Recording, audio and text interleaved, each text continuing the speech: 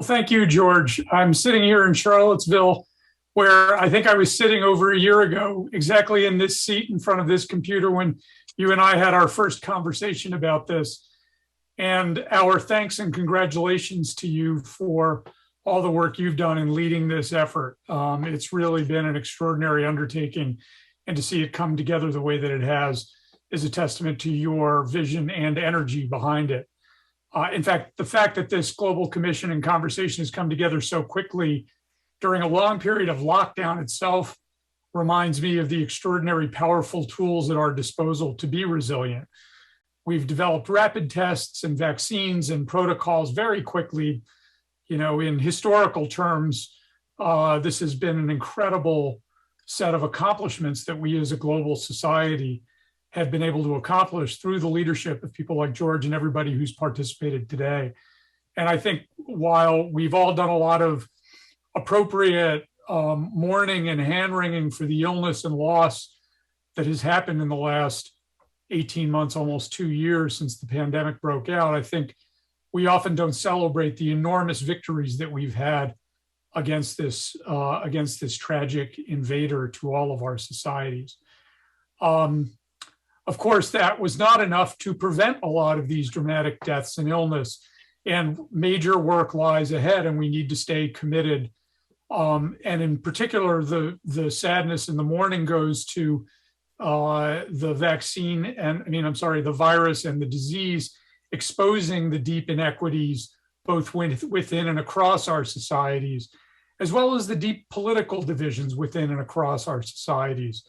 And one of my great takeaways from today's conversation is that we need to stay as focused on those as we do on the technical details of addressing and solving the challenge. I want to thank everybody at the Miller Center and at the Reform and Resilience Commission who came together to make this possible. We do hope that the next event with the commission and the hubs could be here in person at the University of Virginia. I know we would welcome that. We are a small town in a historic place, but a beautiful setting, and one that I think our founder, Thomas Jefferson, envisioned to be a global leader, particularly in the world of where science and politics come together. It's been a real pleasure to work with the Asia Pacific Hub of the Reform and Resilience Commission, chaired by our own Shirley Lin, who has been working tirelessly to bring 12 speakers together from 5 time zones to give us this global conversation. Big thanks to everybody else at the Miller Center who supported her, particularly Stephanie Georgakis Abbott, Mike Greco, the leader of our web and communications team, who, along with others, has helped manage the technical details of this. I want to thank the Fubon Cultural and Educational Foundation, the Harvard Chan School of Public Health, the European University Institute, the Commission's London Secretary, Alistair Lang, for their dedication to founding the Commission and creating resilience in public health, economic growth, and environmental sustainability. To put together such a stellar group of leaders and organizations in a short amount of time is a tall task. We have great experience here at helping and doing these things, but we can't do them without all of you, obviously. And I personally enjoyed learning about the progress and the challenges in vaccination in the Asia Pacific region with leaders in Australia, Singapore, and Hong Kong, as well as the vaccine manufacturer, AstraZeneca, and giving us a full picture of the Asia Pacific's experience. We also learned about how the private sector, specifically technology companies, can contribute to innovation in public health with an actual technology entrepreneur leading the way. And we are so appreciative of those contributions.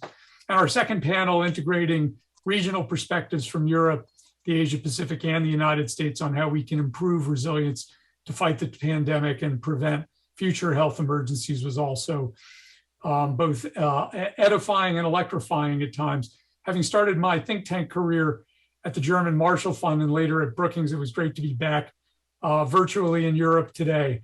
And I look forward to getting there physically in the near future.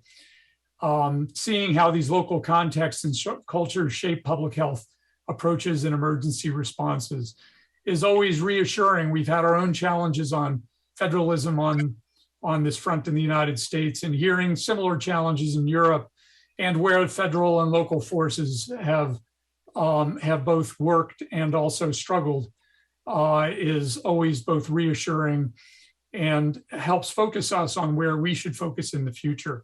From today's session, we can conclude that only through collaboration can we continue to build resilience. We need global cooperation and multilateralism to find solutions in the long term, but in the short term, immediate measures can be taken by governments, academics, and the business community to help alleviate suffering.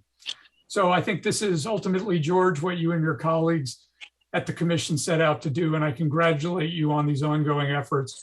We wish you the best of luck in your newest endeavor, and we hope to welcome you all to Charlottesville in 2022. And with that, I want to thank you, and thanks to our audience for joining and bringing important questions to our conversation. We'll see you all soon.